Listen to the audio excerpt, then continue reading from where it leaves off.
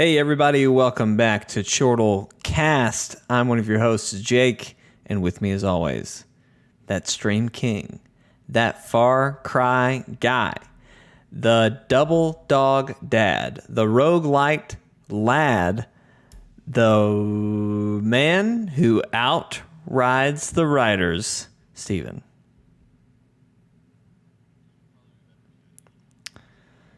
The guy who can outride the rest. Yeah? Because that's what Outriders is all about. It's all about outriding your opponent to the finish line.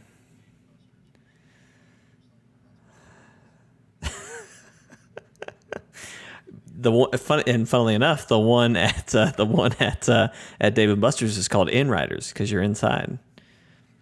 Outriders would just be outside riding the motorcycle, right? It's transisted. We've gone into a new phase. Ladies and gentlemen, this is Chortlecast, the official podcast of Chortle Games, where we talk about video games, TV shows, movies, anime, whatever the heck we want to talk about. We had a great show for you tonight. We're going to talk all about the Game Award nominations. And then we're also going to chime in a little bit about some new gameplay updates for Spider-Man coming to Marvel's Avengers game. We'll talk briefly about that to start, and then we're going to go through Game Award nominations. So this notoriously has always been a very, not a long podcast, but like this is going to be a topic, all right? Like this is going to be a whole...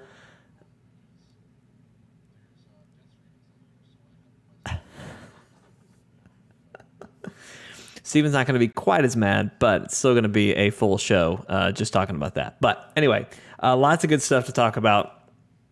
Yeah, so we're just going to jump in. We're going to dive in. I guess first I should say we have not forgotten about the second episode of The Mask. We will be doing a live reaction to that at some point. Jeremy is out again this week. As everyone knows, we're coming up on the holiday season. I almost said Halloween. I don't know where that was coming from. But we're coming up on the holiday season, so Jeremy is kind of juggling a couple different things there, so he's not with us. So we want to wait. We want Jeremy to experience this fresh with us, so we're going to wait on him for all of that. You know what? Steven, I don't know if they could hear you at first. So there you go. Interesting. Steven doesn't have as much to say about Death Stranding because Death Stranding's not on this list. So I have nothing to say about Death Stranding, nothing, unless if someone brings it up, in which case you've caught me at a bad day to bring up Death Stranding, so I advise that you don't. Maybe you don't. Maybe leave that one out. But anyway, we're gonna have a good time.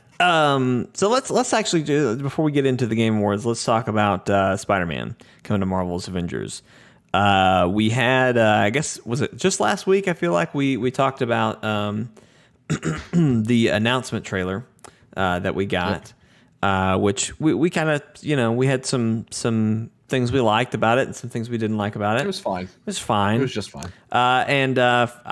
I haven't seen anyone else talk about this, so I'm assuming this is somewhat of a game, an IGN exclusive. But IGN got some hands-on gameplay, and they released a video today, kind of breaking down their experience. They didn't play it. Oh, okay. I'm sorry. They didn't. They were given the footage. That I believe that's what the guy said. No, in the footage. no. He said he played it, but it wasn't his footage. That's so the footage we saw wasn't theirs, but they did play it. They did play it. Yes, okay, yes. That makes way more sense. Yeah, I just remember hearing him say like, "This isn't our footage." Yeah, so I didn't know. If, he just pointed that out in case, like Stephen, with the forward compatible reviews, when I would get really frustrated that you'd talk about shooting a ray gun and then you never shot a ray gun in your gameplay. I never once spoke about a ray gun. Well, in any of those, Stephen, are you sure about that? I will go and watch every single one of them. There is not a ray gun in any of those games. Yeah, you're probably right. This isn't Call of Duty Zombies. Wow, great burn. But yeah, that's all it was. It's just they didn't. He was going to talk about the ray gun, but he wanted to let you know up front that you're not going to see the ray gun. Yeah, so Spider-Man with a ray gun, that'd be crazy. That'd be a whole different topic. But anyway, the gameplay showed off Spider-Man and his moveset. And it's got it's interesting. He's got like a new status effect that I assume is just going to be exclusive to Spider-Man. I would love to have a Thor's hammer that also has web. But that would be so stupid. Wouldn't that be wild? But anyway, he has a new status effect, which is I think it's called webbed. But anyway, there's not going to be any gear that has to do with webbed. I guarantee it. All right, everybody, it's just write that down. Steven, time is 8:44 p.m. I mean, it sounds simple enough to where it's just going to be when they are webbed, they can't move, and he's going to have a lot of stuff in his skill tree that has to do with webs. Yeah. So. He plays a lot into that webbed status effect, which I mean, he's Spider-Man. He should. But like, I feel like all of his heroic, that's what we call them, right? Heroics. I feel like all of his heroic moves, all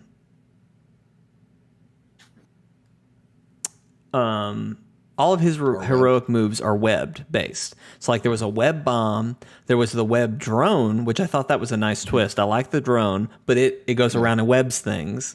And then there was the wrecking ball, I think. And that's web wrecking ball, which has never made sense. It's a big ball of web that he slams into the ground and it webs everybody in the vicinity. Akib, get out of here. We're going to have words about that game. We will have words about that. Don't worry. What was I? Where were we at? Spider-Man. But yeah, so the heroics kind of left me like, okay, all right, I guess sure. Yeah, let's see how that goes. The as far as like his normal, like his basic attacks, I guess, his ranged, and it looks like he could kind of web pull things. He could shoot webs. Various web types. Like he's going to have the actually, there's a Facebook article from Game Informer, I think. Mm-hmm. So keep talking. I'll pull that up. Yeah, pull that up. And then of course at the end, which an IGN said, they said, fighting as Spider-Man feels pretty good. Like this feels like the character. But then they talked about mobility, and I think we all knew this was going to be a struggle. We all knew this was going to be kind of a frustration point. But they showed off the swinging, and I'll admit, it's better than I thought it would be. It looks fine. Yeah, it is not. It is not. It is completely. It's fine. It's completely acceptable. It's what I've said. Get the job done. It's what I've said from the get-go. I've said, hey, let's do what they did in Spider-Man. I think it was PlayStation 1. Or no, it was a PlayStation 2 game, but it was based on the first movie where he just swung from a glass ceiling in the sky. I've said from the get-go, like, look, I know we all hated that then, but that would be better than what Black Widow does in Marvel's Avengers, which is just grapple from a point and then, go for wherever. Akib says his combat looks super janky. It definitely didn't look great in the trailer. I want to see how it feels, and then I might feel a little bit better about it. Did you watch the gameplay? Me? Yeah. Yeah. Oh. Well, you saw his gameplay then. Did I say see? I meant like play. I meant like gotcha. When I want to play as him and see if it feels as janky as it looks, because it may not. And then Akib was saying trailer reactions. Are you talking about the Homecoming trailer? Because I've already seen it. I thought about filming a reaction, but there was no doing that. I was lucky I got to sit down. Me and Lee Allison, actually, we like popped up the big screen TV and everything. We watched the whole thing. Just to quickly deviate while we're stalling for you to get more details, Stephen, what did you think about the new Homecoming trailer? No Way Home, and I don't like it. And maybe this is me just having too much attachment to Peter Parker, but Tom Holland's Spider-Man has been a just complete crap show, and when I say that in terms of they've not given him much room to be his own man, even though the previous movie was all about, hey, Peter, go be your own man. And now he's cleaning up the messes of other people. Yeah. Well, and I just didn't like it. I completely agree. I think Tom Holland's depiction of Spider-Man has been one of the best. But he does fine, but I think he's done really, really well. I think I think he's he taken is the best balance of both Peter and Spider-Man. Yes. But that iteration just isn't given any wings, you know? Like, yeah, he hasn't. He's too stuck to other things. He hasn't. Oh, I'll see what you did there because he's Spider-Man. He sticks to things. Yeah, he hasn't had the room to be his own character. Because and it's so funny, right? Because the first movie, obviously, he had a lot of attachment to Iron Man. It's kind of how he got introduced into the MCU. And so it makes sense that that's gonna kind of be a part of it, and he's kind of cleaning up Iron Man's messes. But then the second movie is kind of the same thing. He's still, even though Iron Man was gone at this point, he's still cleaning up Iron Man's villains, or people who really hate Iron Man, but they just Spider-Man's in the way. Well, now and this one, it looks like Doc Ock's going to get his nanotech, which was Iron Man's. Well, what's so funny? Well, let's see. What to me now, it's like now he's going to be stuck to he's going to be stuck to the previous Spider-Man. Right. Exactly. Like I saw a great meme. God, this was funny. I don't know if I sent it to you, Steven, but it was a shot of Jamie Foxx's Electro in this movie. So the yellow, cool looking one. And he said, and the meme said, "Spider-Man, you forgot my birthday in another universe. I'm going to kill you." And I was just like, oh man, that's so funny. But like that was Steven, that was one of your first points, was like none of these characters have a grudge against this Spider-Man. Yeah. Like and part of what makes Spider-Man villains so great is Peter's, like, the implications to Peter for what dealing with this villain means. Right. Because it's either a friend or a mentor or a quasi-father figure. Mm-hmm. And Peter is torn when it comes to dealing with them. And this is just like, I don't want to kill people. It's like the most vanilla, like moral quandary that any hero has ever dealt with ever. Mm-hmm. And Peter Parker deserves better than that. Yeah. And yes, I know we're all excited because that means, like, I'm glad to see Alfred Molina back. He's fantastic as Doc Ock. Can we just talk about like what a stellar actor he is? He's fantastic. He is so good. I can't wait. Yeah. Willem Dafoe. Yep. He literally like a human goblin. Yeah.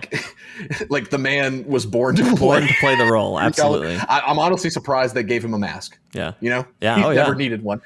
But like, I'm excited to see all these things, but I would be more excited to get a good Spider-Man story, not get, fanboy wish fulfillment. Mm-hmm. It's like one of my problems with Last of Us 2, how the story feels like it was written for the players, not for the characters. Mm-hmm. Like this movie just feels like it was literally created to create trailers and to get fans talking on social media.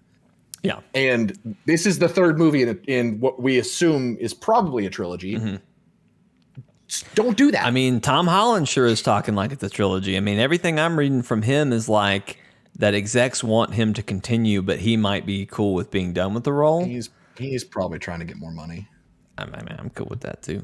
Tom, get your buck, whatever you got to do. But yeah, so talking about the three movies, Steven, I also kind of, there's a part of me.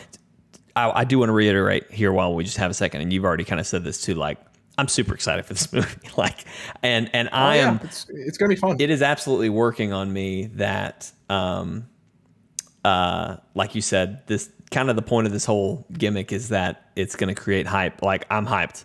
Like, when, and I say when because at this point I don't think it's an if. When Tobey Maguire and Andrew Garfield show up on screen, I'm a scream. I'm a scream like I did when Captain Marvel came in at the end of Endgame. All right, did it make any sense? Who cares? I was hyped. You know what I mean? Like, where was she the rest of the movie? Doesn't matter. She's here now. We're gonna scream. We're gonna get excited. I'm gonna scream like I did in the fight with in Twilight, whatever the last Twilight movie was, where in the books nothing happens. This fight never happens, but then suddenly in the movie, the big fight happens, and it's like, and everybody's dying, and me and Brody and Alexander were all just like, "Oh my god, what's happening?" That's how I'm gonna scream when they show up. Okay. Yeah. I honestly at this point kind of hope that they don't show up just so that Marvel has to deal with that.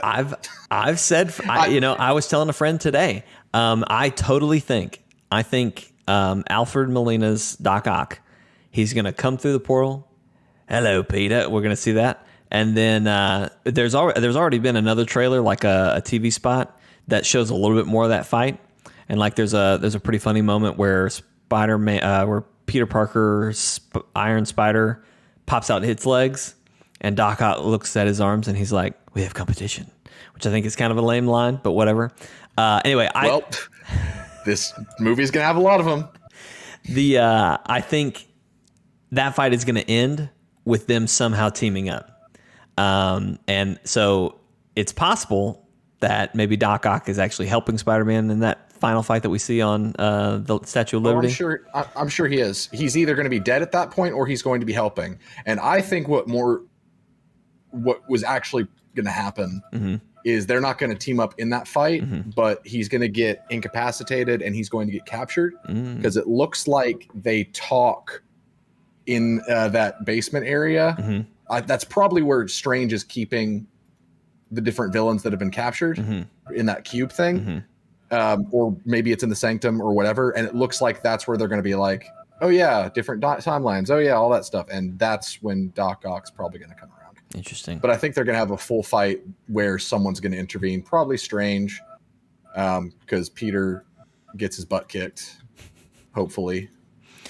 Well, we'll see. We've talked about that. We've talked about that in the other podcast, so we won't linger on that any longer. Steven, you had details for Spider-Man in the game. You want to talk any more about those? Specifically, well, I can just read. I think you were looking for different web types. There is wall crawling. He can wall run and stick to walls infinitely, unlike people like Captain America and Black Panther. Whatever Anna's cooking is done. So after I read this, I'm going to go pull that out of the oven. Okay. His web shooters are an important offensive tool. Shooting targets builds up web status, a meter that when full immobilizes enemies. You can also knock webbed up foes into walls, making them stick there. So like in PS4 Spider-Man. Yeah, that's nice. Webs can also inflict various debuffs unlocked from a skill tree, such as making web targets more vulnerable to damage and status effects from other heroes or causing them to drop more health packs upon defeat. CD said that Spider-Man feels like a support hero in that sense. And I would say he's absolutely a support hero. Yeah.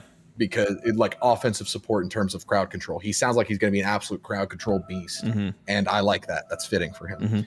Hold on. Hey, Google, stop. Cool. Web shooters have alternate firing modes such as a charge shot, web bombs, a web tether to stick enemies together, and a trap set on floors or walls that ensnare bad guys. Spidey even has a wide-reaching web attack that pushes mobs backward while immobilizing them. Additionally, Spider-Man can deploy a drone that fires web projectiles to help tie up enemies. The drone can also create bubble shields around Spidey, which help defend objectives. The timer was going off. And then his wrecking ball. Yeah. So, yeah. He's going to be awesome at crowd control, and I love playing crowd control in that game. I feel like I feel like he's going to be a better character for you. I don't know that I'll like him as much, but that's okay. We need to have. I mean, we don't all want to love the same character. Right. I play a ton of crowd control with Hawkeye, and this sounds like Spider-Man's going to be better at it, but not as much at pinging damage. So yeah. Well, we'll just see. That's okay. I'm excited. November 30th, right?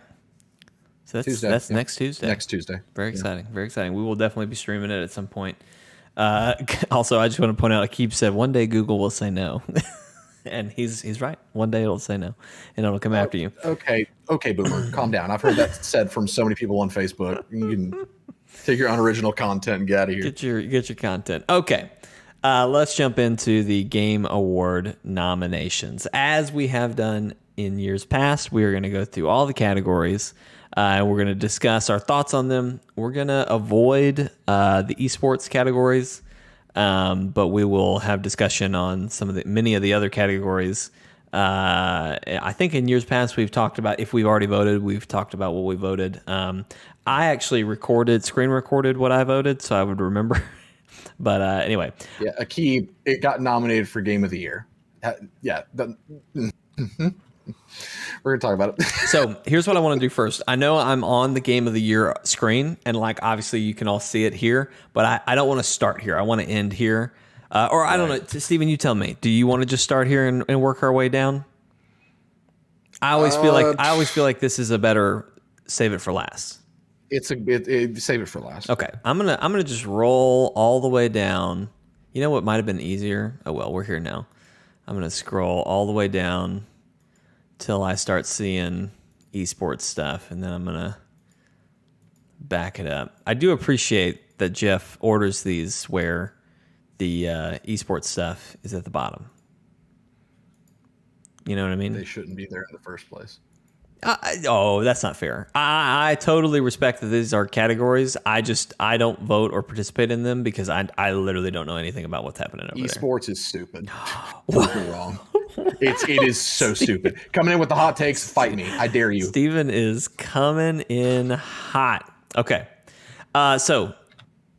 All right, I'm going to skip best esports game as well. So that's we're coming out of that. Okay, so we're going to start with the category I'm kind of annoyed with, Steven. I'll just be honest with you. It's most anticipated game. Now, like, I'm just a little annoyed that this is a category. Like, don't get me wrong. I love talking about games that we're excited about and that we're in anticipation for. Well, they had to put Starfield somewhere. Starfield's not. Oh, yes, it is. Sorry. I don't. I don't know. This was an interesting category. I'm sorry. They had to put Elden Ring somewhere as well. Yes, they did. As much as I do think that game is going to be good, people just cream their pants the moment that the words are even said, even though they didn't know anything about it for the longest time. Yeah. I'm heated today, and I don't know why. Steven's in one of those moods, and we're talking about Game Awards. I usually am when we talk Game Awards. Yeah, I just, for the record, everybody, Steven brought up that this should be the topic today. Now, I don't know. I don't know if that was just he gritted his teeth and said it, but I just said, all I know is Spider-Man. What else should we talk about? And Steven was like, Game Awards. I said, okay. I'm always gritting my teeth, first of all. First of all, that's my secret. I'm always mad. I voted for Zelda in this. Zelda is what I'm probably most excited about out of all of these. Although I am very excited about Horizon. I'm also very excited about God of War. I'm excited to see more of Starfield. But, still kind of, for me personally, it's a weird category. But it'll probably be one that is read off before the awards even start. So there you go. Best debut indie.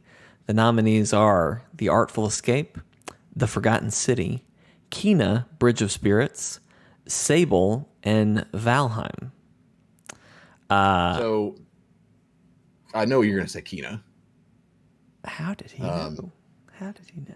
Right. So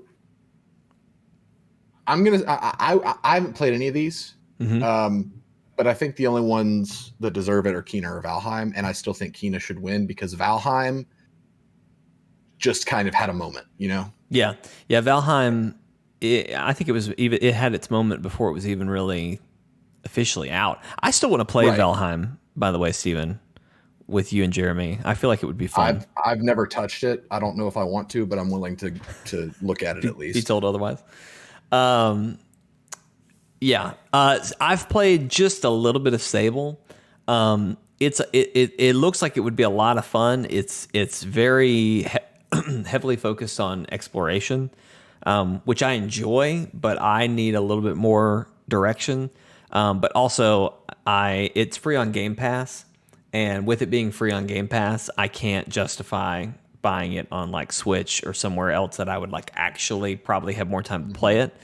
I've heard a lot of good things about Forgotten City. It's kind of a time loop game. It's a Skyrim mod, though, isn't it? I think I remember something about that was how it was originally made. By the way, it's a standalone game that was built in Skyrim, I think. I don't know if the final was built in Skyrim, but I think it originally might have started that way. What's up, Austin? And what's up, Joe? Joe said Valheim was fun, but it got a bit grindy. So there you go. Yeah. I've heard wonderful and horrible things about The Artful Escape.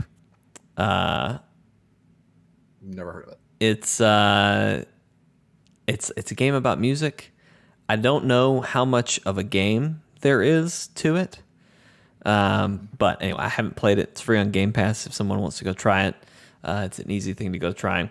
But yeah, I voted for Kena. Steven's absolutely right. Kena was really good. I forget what I forget kind of where it landed on the rating scale, but I mean, I think it was in the high 7s to 8 or 9. I mean, even visually alone. Oh my gosh, yes. That's impressive. I didn't even know it was an indie title till these nominees came out. Oh yeah. No, this is their first game. And so that I voted for them strictly. I want Kena to do really, really well because I want to see their next game. And if it's Kena 2, I'm game. But I'm cool with giving them the freedom to do something else. Like I really enjoyed Kena. I really liked my one regret about Kena's story is that I wanted to hear more about Kena. Like we heard a lot about her enemies that she's helping. But man, yeah, their animation style, I mean, it is gorgeous. And I want to see more. I want to see what they could do with now that they've had this oomph and they can kind of throw this around of like, oh yeah, we're the folks that did Kena. And people are like, oh, okay, let's give them some money. You know what I mean? Like surely next time Sony will throw money at them. Oh, I mean, and I think Sony did throw a little bit of money at them, which is why Kena was, I don't know that it's an exclusive on PlayStation, but I feel like it is. I thought it was. I'm pretty sure it is. I'm pretty sure. Anyway, sure. I'll just search on Steam Kena, and if nothing comes up, we'll just assume that's a PlayStation exclusive. That's a great metric system right there. That's what I normally do. Akib says, this sounds dumb, but what distinguishes a AAA game from an indie game? An indie game is made by an independent developer, and it's typically a very small team. Like, I guess. So Sony, no big entity helped develop or publish Kena. Yeah. So it is independent. I mean, if Sony had published or like thrown a ton of money, I don't know if that still would have qualified as an indie. I do think Sony. I could be they wrong. Did not publish. They didn't publish it. Yes, but I could be wrong. But I would be shocked to know that Ember Labs made Kena a PlayStation exclusive without receiving any sort of funds or support from Sony. You know what I mean? Yeah. So I don't know exactly how that works, but as far as just it's an indie developer, so somebody who's a smaller team, they're independent from any big like they're not a first party. The developers for Kena actually did a 2016 viral short film based on Majora's Mask called Terrible Fate. Oh, it's so good. Steven, have you not seen that? I didn't know it existed. So don't make me detour this whole thing to make us go watch that because it is so good. I will watch it in your own time. They signed a console exclusive deal with Sony, so Sony probably threw the money at them for that, but there was no developer support. There were no resources probably beyond, hey, here's a big fat paycheck. The studio involved in the development budget would differentiate between AAA and indie games. That's also true. Indie games usually have a smaller budget, smaller team. Usually they're worked on for longer periods of time. But anyway, Mike wants to know if Babysitting Mama was nominated. It was not. So anyway, voted for Kena there. Go vote. Best content creator. Yep. I don't know. For some reason, they misspelled our names in all of these categories, so we'll just, we'll skip on past all that. Best multiplayer. The nominees were Back 4 Blood, Knockout City, It Takes Two, Monster Hunter Rise, New World, and Valheim. That's a really depressing selection of games. Really? Yeah. Knockout City was popular for maybe 3 days. It Takes Two is garbage. And you will not prove me wrong. New World has been having a different controversy every single week. Valheim was popular for maybe a week. Back 4 Blood pissed me off because of the last level. And Monster Hunter Rise, I would love to play it in multiplayer, but no one will play it with me. I tried, Steven. I did play it with you a little bit. Because I forced you at basically gunpoint. I'm thinking of stories. I couldn't get further. I couldn't get past stories. I'd play Monster Hunter Rise with you again. You just never asked for it. I'm always down to play some Rise. You gotta ask for things, Steven. I get stuck in a loop. You know what I mean? I get stuck on Avengers or, see, I can't even think of another game that we all three can play. So you got to just toss that out every now and then. Well, I don't want you to play it if you are miserable when you play No, I enjoy Monster Hunter Rise quite a bit. I just don't enjoy it enough to play it on my own time alone. And just to clarify, this is the one that's not a turn-based RPG. This is the actual legit. Okay, just making sure you understand. Unfortunately, I did not like stories as much as I hoped I would. So I think that you would if you got further into it, but it takes a while to get into it. Yeah, it does. It does. See, I'm. It's funny to hear you say that, Steven, because I look at this and I'm just like, man, what a diverse cat. Like we've got like. I think I voted for Back 4 Blood. I really enjoyed Back 4 Blood, but I didn't play the last level. I haven't played the last level because Steven and Jeremy played it without me, and now they don't want to play it again. So here we are. It was bad. Well, You're welcome. I'm sure. We won't let you play the last level. You're welcome. You can thank me whenever you feel like it's time to thank me. But yeah, like I mean, you're right. Knockout City had its moment. It had its moment in time, and I'm sure has fizzled out a little bit, but. That's a whole different kind of game.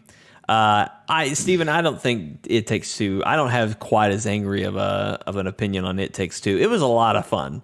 There was a lot of variety there. Are you familiar with the Eric Andre show? No. Okay. Eric Andre, and this is just the first metaphor that popped in my mind. Hang with me. I will try to make it work. Okay. The Eric Andre show is the show where it was on Adult Swim, where he's in this set. It's like a talk show where he interviews people like Jimmy Kimmel, Jimmy Fallon, all that kind of stuff. Yeah. And he brings in celebrities and interviews them. But it's like a set that looks like it is a part of like a ransom video, and it's all basically made of cardboard, and it all just goes horribly wrong, and he just tries his hardest to freak out these people who have come on his show. Okay, yeah. And it's just gross and it's hilarious though. Mm-hmm. So I enjoy watching Eric Andre, but I am not going to vote for Eric Andre in the same category of anything as something like Jimmy Kimmel, Jimmy Fallon, the sorts. Yeah. That is my argument for It Takes Two. I enjoyed playing it, but it's still a piece of trash. Joe said, "Thank you, Joe. Thank you." You say something so controversial. That meme, that is Eric Andre. I understand. Thank you. Yes, I have. Yeah. So, I can name a lot of positive things about It Takes Two, but and I'm not even mad that it's in this category. I was about to say this category. I feel like it's a good category for it to be in, and I'd be cool if it won this category. I think it does have really fun multiplayer, and I think Steven and I don't know if it was because we were streaming it. I don't know if it's because I'm chaos and Steven is order or what, but I think I feel like our experience together, Steven, made this game worse for you. I think if you and Anna no. had played it, I think y'all would have had a better time.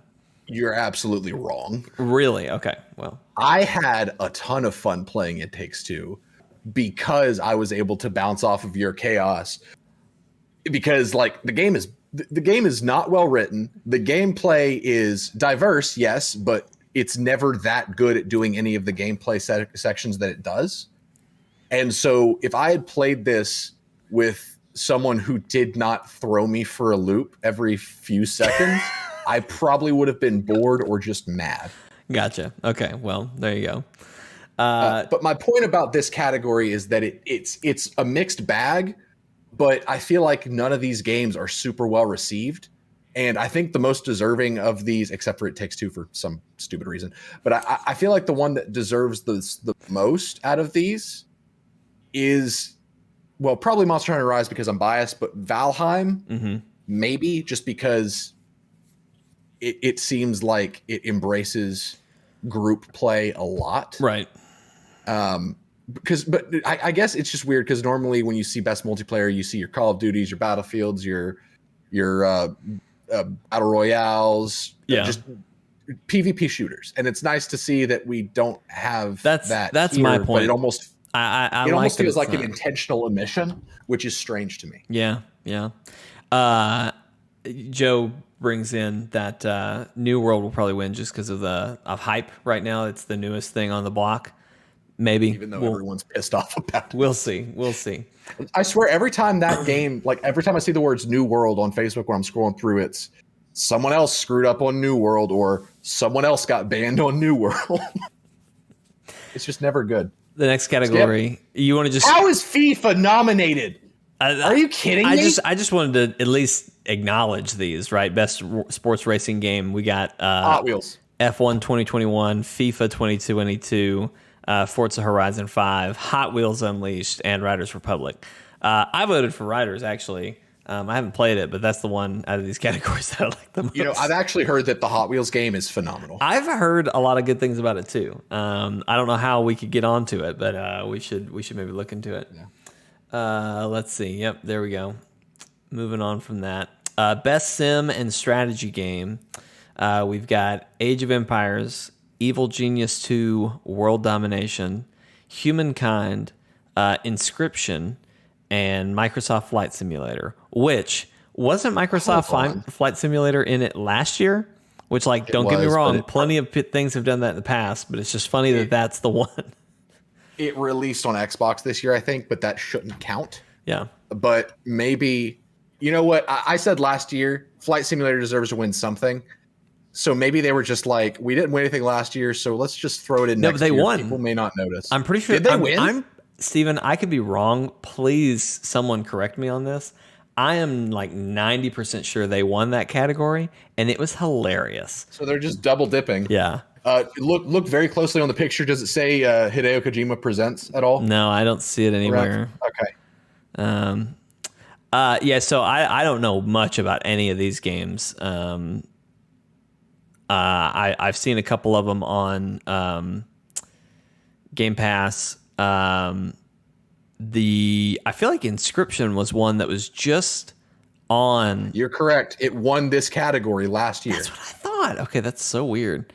Anyway, Inscription, I feel like I saw recently on, like, maybe it wasn't a direct, but it was some sort of game show stream. So I'm not sure what that one is. But Steven, you're more the strategy guy than I am. Are you familiar with any of these? Any of these you want to win? The only one I've got any familiarity with other than Microsoft Flight Simulator. Well, I've got familiarity to an extent with three of these. Microsoft Flight Simulator, which it's fantastic, but I feel like the only reason this category is named Best Sim / Strategy is because they wanted Flight Simulator to go in a category, and they're doing it again this year for some reason. Humankind, only experience I have with it is that really annoying girl from the PC gaming show at E3 is in it, and so I want it to lose. Oh, that's right. That's that. Age of Empire. It's a Civ clone, basically. I was interested in that one, but then her presentation just ruined it for me. Yeah, Age of Empires 5. I mean that goes back to, you know, Age of Empires was one of the first strategy games that I played. Mm-hmm. Star Wars Galactic Battlegrounds is a clone of Age of Empires, like it's a reskin, and that's where my strategy roots go. So let's just say Age of Empires 5. Sure. There you go. Sure. Why not? I kind of, just for the memes, I kind of hope Microsoft Flight Simulator wins again, just because it's like, what? But okay. Anyway. And then next year it'll get nominated, and then when they go up to accept the award, the voice will say, "This is Microsoft Flight Simulator's third consecutive nomination and third consecutive win for this same category." And now we move into the Nintendo. I mean, the best family. How is It Takes Two nominated for the Divorce Simulator? Now that is a great. How? That is really seriously. That is a great question. I don't know. The story content alone, I feel like should. Literally 80% of the games you spend it trying to make your daughter cry. I mean, I guess there's not. No, because we rip her ear off, don't we, or something like that. There's not. Mutilate the unicorn princess and then throw her off a cliff. She was an elephant first, Steven. Let's whatever. She's an angel now because we killed her. She's an angel now. By the way, Hot Wheels is on Steam, but it is not on Game Pass. Joe's chiming in, so thank you. Did you happen to see how much it was on Steam? Because that's the bargaining chip for me that I need. Yeah, It Takes Two. $50. I guess it's $50. Jeez, It's $50. wow, Yeah. maybe a sale, Steven. That'll be one we look out for. Yeah, and see, family means family playing it. Like, I don't know. There are a lot of family game is their way of saying couch co-op or split screen game. This is true, and like I could see playing some of the mini games with a kid, but I don't know that I could do the story mode with a kid. That just seems like it would be way too much. But playing that game with a child would be the single most frustrating experience of my entire life. Because have you ever tried to teach a child how to like follow instructions? I'm working on it now. Yes. This game, the instructions are different like every 30 minutes. Yeah, that's what I'm saying. I think it would be fun to just roll through the mini games, but it would not be fun to do the whole thing. But Mario, so It Takes Two. The nominees are It Takes Two, Mario Party Superstars, Pokemon Snap. I'm sorry, New Pokemon Snap, Super Mario 3D World Plus, Bowser's Fury, and WarioWare Get It Together. I love Mario Party. I can never get Steven to play it with me, so it's not a family game. That's not a family game. Are you kidding? Sorry, that is like the family game. No, like I have it ready to buy for the week we go home for Christmas to play with my nephews. Maybe a family game when you start playing it, but by the time the game's over, you're not a family anymore. So there are 2 divorce simulators on this on this category. Yes, funnily enough, I need to try the new Pokemon Snap. I've decided after Toem that I should give Pokemon Snap a try. I loved Super Mario 3D World plus Bowser's Fury, but I don't know. It's like a DLC thing. I mean, the Bowser's Fury portion, if I'm understanding correctly, because it's like just one really, really, really big map. Yes. That's super cool, Mm-hmm. but it's just a re-release of the same game with a really cool DLC map. Yeah. So, yeah. And I mean, I beat that in one stream, I think. So I maybe didn't find every star or whatever, but I beat it. So anyway, WarioWare Get It Together. It's a bunch of mini games kind of thing. I don't know. I forget what I voted for. I think I voted for Mario Party Superstars because I've heard lots of really good things about it, and I'm waiting to buy it. Let's see. Joe said not to be confused with the old Pokemon Snap, which was on the Nintendo 64. Yes, it was. And Akib just wants to see Steven get mad at every nomination of It Takes Two. screw it. I say give it to Pokemon Snap just because it's something different. I want to play it too, so I'm cool with either of those winning. Best fighting game, we have Demon Slayer. I cannot. Nickelodeon's. We have Guilty Gear. We have Melty Blood Type Luma, Nickelodeon All-Star Brawl, and then Virtua Fighter 5 Ultimate Showdown. Give it to Guilty Gear just because the soundtrack slaps. Does it? Okay, I'm fine with that. I don't know. I don't know on any of these. I only know about it because of Donkey's video, and the music that I heard was really, really good. All right, fair enough. I'm cool with that. The Nickelodeon All-Star Brawl is hilarious that is in here, but I mean, does it is what anyone it like is. it? I've heard people. I've seen say gameplay okay of things it, about and it looks worse than the cartoon Smash Brothers game the Cartoon Network Smash Brothers game that came out on the Wii in like 2013. It looks worse than that. Yeah, it's not great. I'd like to vote for Demon Slayer just because I like Demon Slayer, but I haven't played that game. So, moving on to the next category, best role-playing game. Nominees are Cyberpunk 2077, Monster Hunter Rise, Scarlet Nexus, Shin Megami Tensei 5, and Tales of Arise. That is not fair that Shin Megami made the cutoff. It came out like a week ago. Yeah, it's coming in close. Just make the cutoff October 31st. give it a full month, you know? Whatever. It's stupid. Jeff Keighley, you're stupid.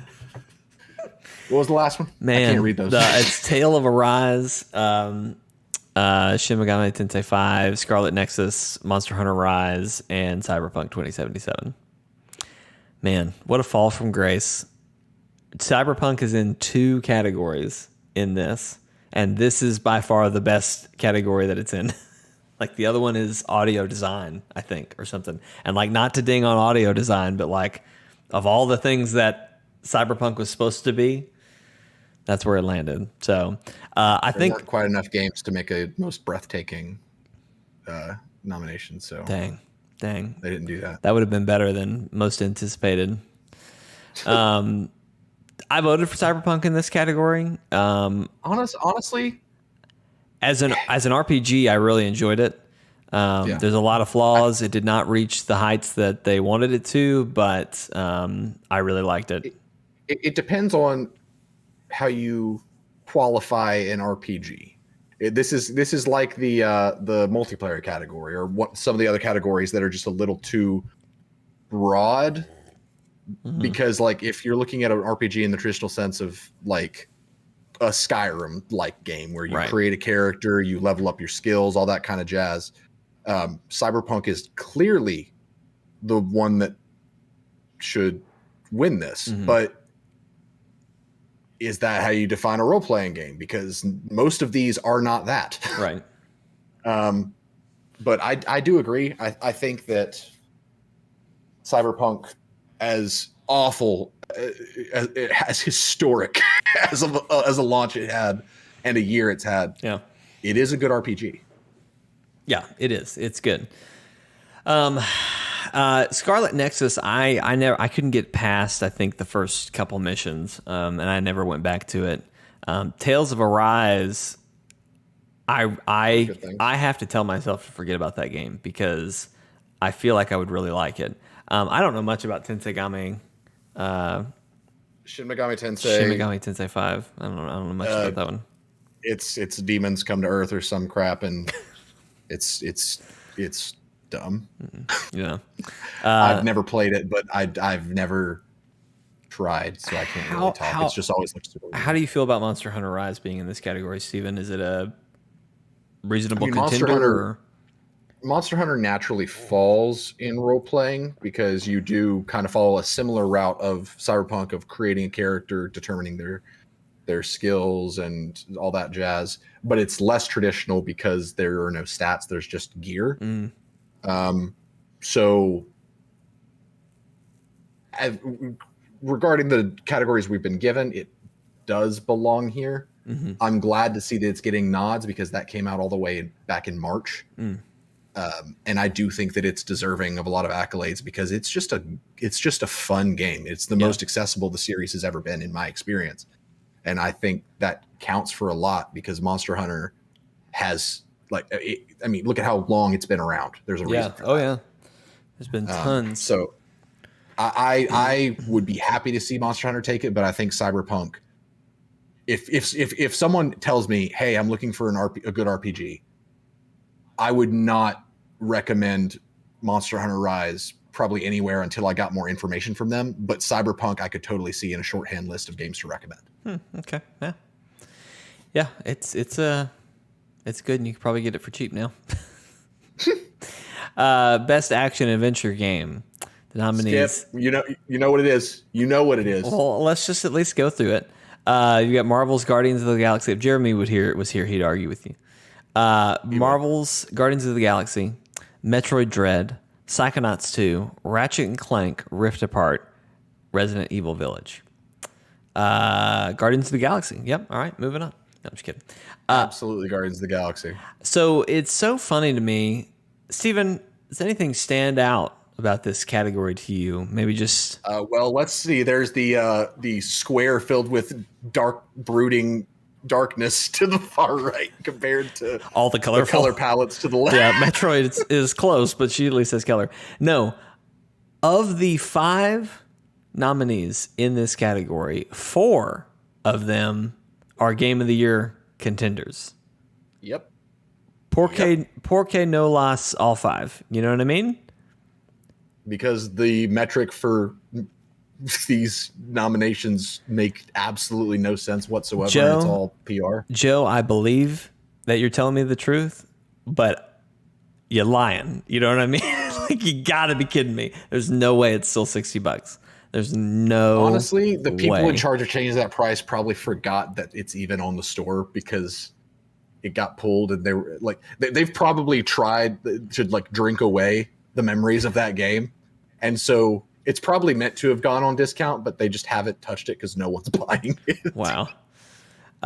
If someone wrote like, dear game price determiners, Cyberpunk has been $60 this whole time, they'd be like, oh shoot, you're right, we haven't changed that.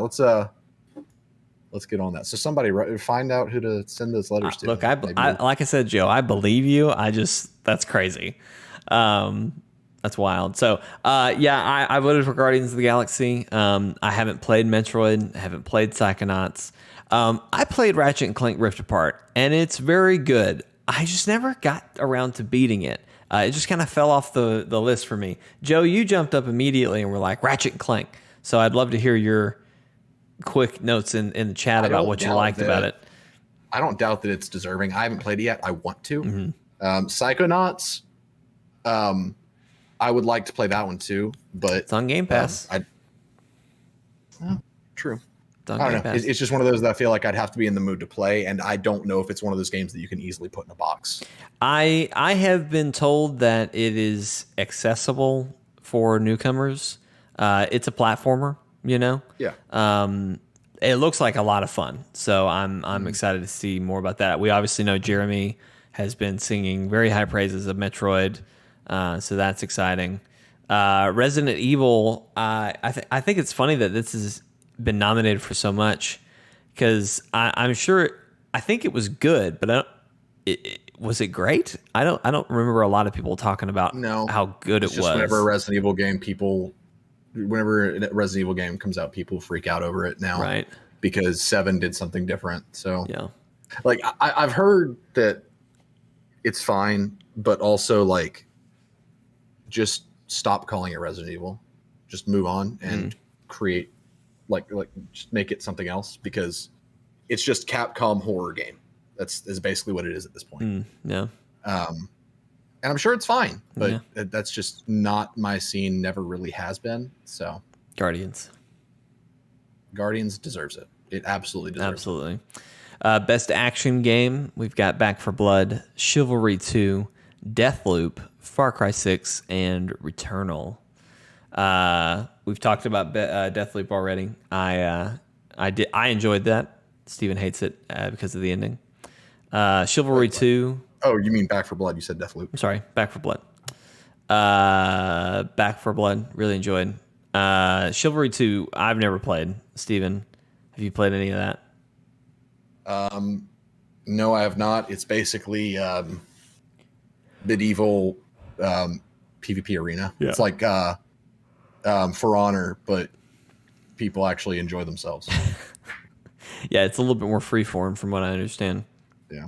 Deathloop, which I think is a strong contender in this category.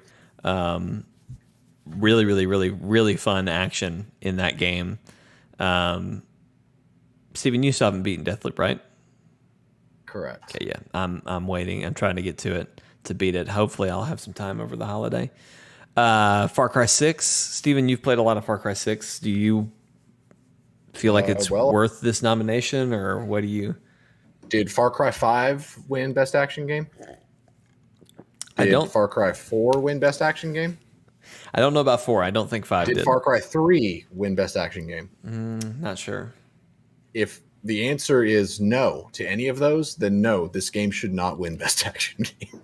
Okay, fair enough. Because it's basically the same thing, but with less personality, way more Spanish, and you know what? There's a lot of guns. Yeah, there's a lot of guns. A lot of action. There's a lot of action. What about Returnal? No. No? Okay, fair enough. I do not like that game. It's completely soured on Steven. I have, because they forced it into a roguelike formula, and it breaks the enjoyment of the game for me. It's the one roguelike that has a loop that I cannot do. All right. Next category, best VR AR game. Now, before we start this one, I just got to say, I now have the best scenario to set up my VR system and just leave it set up. And I have not done it. I think I finally got the right dongle to make it work, but we'll see. I'm still trying to get mine. It's crazy. Nominees are Hitman 3, I Expect You to Die 2, Lone Echo 2, Resident Evil 4, and Sniper Elite VR. Sniper Elite VR sounds hella fun. Akib, I never played For Honor. I just assumed that no one played For Honor. I thought we played For Honor at least one. I feel like it was free on something at some point. You may have played it. I know I played it. I never played it. Okay, well, there you go. It's going to be Resident Evil or... it's going to be Resident Evil. I want to play Sniper Elite VR because I think that'd be fun, especially with the PSVR aim controller, which I have. Yeah. But I don't have the dongle, so I can't use my VR. Yeah. So. I voted for I Expect You to Die 2 because I loved I Expect You to Die 1, and I haven't had time to play 2 because I don't have a dongle. But I also think Hitman 3 is going to be a strong contender because all of the games, not just Hitman 3, all of them are playable in VR, and that just sounds crazy. So I've heard that Resident Evil 4 is like the standard for how to do VR touch-ups for old games or something like that. People talk very highly on it. Once I get my VR headset set up, I will play Hitman 3 VR. I'll do it. The Innovation in Accessibility sponsored by Chevrolet. The nominees are Far Cry 6, Horizon 5, Marvel's Guardians of the Galaxy, Ratchet and Clank Rift Apart, and The Veil, Shadow of the Crown. Now, this is accessibility. This is recognizing software and or hardware that is pushing the medium forward by adding features and technology and content to help games be played and enjoyed by an even wider audience. So this category, I don't know anything about the accessibility options made for any of these except for mainly Far Cry 6 and Guardians of the Galaxy. Mm-hmm. And Guardians of the Galaxy has a lot of really good modifiers to where you kind of customize your own difficulty. But it's nothing that really is going to help people play it that normally not be able to play it. It's just giving a lot of options. And I think that's what this category has turned into.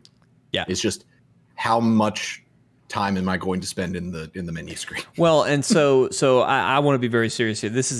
I think this is a super important category. It is. It is. And but it's getting turned into something that it shouldn't be turned into. Yes. One of the shining examples that I see in the access, and I think they won it last year, was Last of Us Part 2. They had all kinds of things. Like they had a high contrast mode that turned the whole game black and white, but only your character, important interactable items, and then like enemies were, bright colors, and things like that. And that was to help people with color blindness or something, to be able to play the game. And like, that's just and I know a lot of people used it to help hunt for items and stuff. Like they would adjust those so that those things stood out. And I know I'm sour on Last of Us, but I'm just going to be a jerk here and say colorblind mode is not innovative because most games these days have colorblind. Well, mode. and I'm speaking a little bit out of my butt there. I don't know that it was exactly color blindness, but it was basically just to help visually impaired people be able to play the game. Which like, one of my like worst nightmares is to lose sight. And the main reason for that is I love video games. How do you play a video game if you can't see? You know what I mean? And so anything that a game can do to make that easier for somebody, I wholeheartedly applaud. So that's awesome that they're doing this. But yeah, you're right. Like Guardians, all I ever really looked at was noticed was the difficulty. Like you can make yourself immune, you can make yourself stronger. There's a lot of ways to customize your experience, but I wouldn't say that it is making the game more accessible. I mean, it does to some degree if you're somebody who like you just cannot handle combat. And if you want to just make it where it's a cakewalk for you so you can experience the story, which I think we would both agree is the stronger part of the game, that's important. But that's again, it's innovation and accessibility, and a God mode is not innovative. Yeah, no, I don't know what Ratchet did specifically in this category, but I would think I don't know what I wish it would list what all they did. This is one of those that they need to list context, like the Games for Change thing. They need to list context, and they don't. Yeah. Because I would love to know, because that would allow you to highlight the innovations that are being made in accessibility, not just be another category that can be sponsored by a company to pad the numbers. By the way, can I talk about Chevrolet for a second? Sure, absolutely. I'm back on that category. What you got? You were at Disney. Yeah, you went to Disney with us when Cody was there. Yes. Do you remember Test Track? Yes. Do you remember the car that we made? I don't remember your car, but I remember you and Cody were very excited about it. Oh man. We made this just giant truck that was contorted so much to where like the bed wasn't even a functioning bed. It was just aesthetic.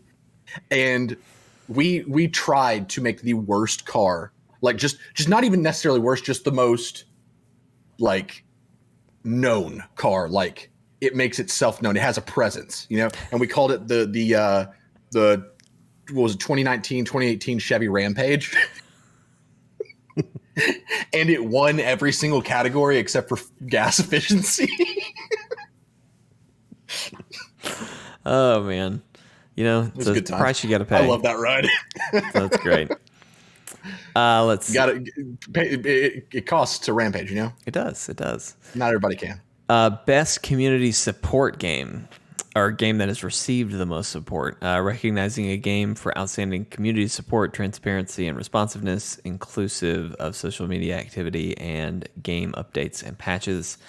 Nominees are Apex Legends, Destiny 2, Final Fantasy 15, You got to be kidding me. Fortnite, and No Man's Sky. Which one was a joke? Did they nominate Destiny? Oh my gosh, are you kidding? No, they're garbage to their community. No. The seasons this year have been really, really good.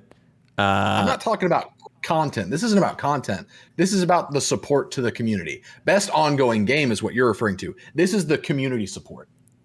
And they are garbage to their player base. I mean, they're definitely transparent and responsive. They have the TWAB every week that talks about things and it changes things. And I don't know. Whatever. Just give it to No Man's Sky like you do every year and move on. They don't do it every year. Usually Fortnite wins. I remember the one year that No Man's Sky won, the guy was like mid beer drink and almost did a spit take when they won. He was like, I don't even know. He's like, I really don't even know what to say. Like Fortnite always wins. It's honestly surprising that he showed up. I assumed that he's been held down in a bunker this whole time waiting for people to stop sending him death threats. There you go. Everyone loves him now. Joe is saying that Final Fantasy should 14? win this one. Yes. 14 probably deserves it. No Man's Sky, I still don't like No Man's Sky. I haven't been able to get into it. It just is like, it is the epitome of, so now what? Yeah. Like, and that's just not very appealing to me. But they turned it around. They've been making more content. So, and the fact that it's all free, yep, that is what I would see as good community support. Taking a game that has problems, fixing it, and not expecting monetary gain. And that's why I think Destiny being on here is an absolute joke. Well, there you go. Because their community is just a cash cow. That's how they see them. And that to me does not say community support. That says we need this game to succeed because we have nothing else. Okay. Just give it to No Man's Sky and move on. Give it to No Man's Sky and move on. Best mobile game. Best Verizon. Brought to you by Verizon. We have Phantasm. I didn't say that right. Phantasm. Genshin Impact. League of Legends Wild Rift. Marvel's Future Revolution, and Pokemon Unite. I voted for Pokemon Unite. Not necessarily. I don't know if it deserves it, but I really enjoy it. I think it's a great mobile game. I didn't like it when it was on the Switch, but I like it a whole lot better on my phone. I don't know much about Phantasm. It'll be Genshin. Genshin or Future Revolution if Marvel paid them under the door. Under the table, sorry. Under the door. I feel like Genshin probably should deserve it, just because that's a full... I mean, that game is great on console, and the fact you can play it on a phone is wild. Did you like Future Revolution, Steven? Did you ever play it? I never gave it a shot. It's fine. It is what they say it is, but it's fine. Yeah. I think it's... I played it maybe 20 minutes, and it was fine. It's fine. For me, it's between Genshin and Pokemon, I think, is where that's going to fall. Best indie game, not to be confused with best debut indie game, which was how is 12 minutes on here? So we have 12 minutes. We have Death's Door. We have Inscription, Kena Bridge of Spirits, and Loop Hero. 12 minutes is an interesting one. I was very excited for 12 minutes, and then it came out, and I never played it. I never gave it a shot. I was literally I listened to podcasts about it. I was very, very... Is it good, Akib? You are the first person I've heard say that it's good, Akib. No joke. I have heard nothing but bad things about it. I haven't touched it just because it never really interested me. Maybe that's what I should do for Thursday's stream. Is I should play 12 minutes and we just see how I like it. But anyway, I don't know. I was very disappointed once gameplay came out, once reviews came out. It does not look nearly as good as it did in its trailers. So I was just kind of disappointed. For me, I'll just to get to me, to bring this back about me. To me, this category is far and away between Death's Door and Kena Bridge of Spirits. I think Inscription deserves some attention. It's more recent, but people have been really talking about it. Mm-hmm. I haven't played it, but I've heard that people have said that it's very good. What's the gimmick with Inscription? It's like a horror deck building roguelike game or something like that. Interesting. That's the very top level understanding that I have of it. Gotcha. Loop Hero, kind of like Valheim, it had a moment. Mm-hmm. Like people, when it came out, people were going crazy over it. I thought about getting it, but watching gameplay, I was just like, yeah, I don't get it. That's exactly where I am. I really thought about it as much as people were talking about it, but the gameplay, I lost me there. But Death's Door is really, really good. I bought it on Steam, I think. I've played through a decent bit of it on stream, but once it got announced for PlayStation, I'm now waiting to play it on PlayStation. I've already pre-ordered it. I'm going to play it on PlayStation for the trophies because it's such a good game. I'll play through the whole thing again. Very excited about that. And then Kena, we already talked about. I really, really enjoyed it. And it's just the animation, again, the animation alone. It's just like if this being their first game, they did so many things well. Sure, they had some things they needed to clean up and pick up. And these are things they'll figure out, as they make more games. So I'm super excited for what they're going to do next. Still don't know why 12 minutes is there though, but we'll see. Best ongoing game. Destiny's not here. I know. Isn't that crazy? I agree. I disagree. That's just very strange to me that it was nominated for community support, but not best ongoing game. That doesn't make much sense. I feel like people get those two categories mixed up, and so I wonder if that's kind of what's going on. But I agree. It absolutely deserves this spot more than it did the other one. But anyway, whatever. We have Apex Legends, Final Fantasy 14, Fortnite, Genshin Impact, and Call of Duty Warzone. All of these are getting pretty consistent updates and new content. So not Apex, not Fortnite, probably not Call of Duty. Yeah, not Call of Duty Warzone. Again, going to do what I do. Saltily read the category description. Award to the game for outstanding development of ongoing content that evolves the player experience over time. So not Apex or Fortnite at all, because the gameplay experience has not significantly evolved since they launched. So I would say Final Fantasy 14. That thing is like the darling of MMOs anyway. So there you go. It deserves it. There you go. I don't play any of these, so I got nothing. All right, Games for Impact. This is a category for the thought-provoking game with a pro-social meaning or message. We have Before Your Eyes, Boyfriend Dungeon, Chicory, A Colorful Tale, Life is Strange, True Colors, and No Longer Home. I don't know why any of these are nominated. So I haven't played any of these. Before Your Eyes, Steven, is... Are you familiar with this one at all? No.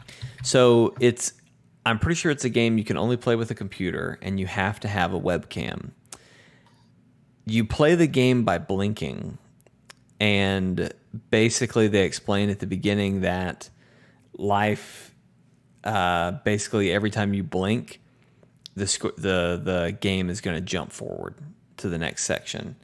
And so I think why it's here for Impact is it's just kind of a commentary. And this is again, I have not played this. I've seen some videos about it. I'd like to play it at some point. I imagine that, and again, this is the base level of what it probably is. I imagine that its message is, life is short, like cherish every moment, don't blink kind of thing. Right. And again, that's me not playing it, not knowing any story spoilers. So I did pull up over on, what is this website? CBR.com. It's something, basically it's the nominees explained. Oh, okay, great.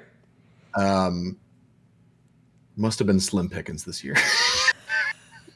Boyfriend Dungeon is nominated because you can date whoever you want and multiple people. Boyfriend Dungeon is absolutely that's the bottom of the barrel of this category. Yep.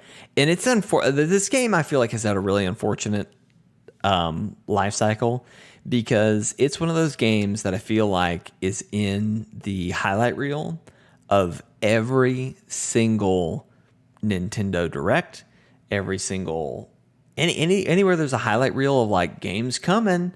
I feel like it's been on there for years, like to the point that when it did release, I was shocked. I was like, wait a minute, I thought this has been out. And then as I understand it, it's not great. But I haven't played it. It doesn't seem that good. I've heard a lot of good things about Chicory, Steven. Well, tell me about Chicory. It looks really cute. Yeah. And I kind of want it to win. What's the reason? The rich and reactive world of Chicory has been praised, as well as its treatment of themes like self-doubt and building a better, kinder society. Aww. The game strikes a balance between its light and dark themes to create a genuine, profound experience that isn't overwhelming. And I love that you're playing as a dog. Dogs are colorblind, who is bringing color to the world. That's super sweet. Beautiful, beautiful. Life is Strange.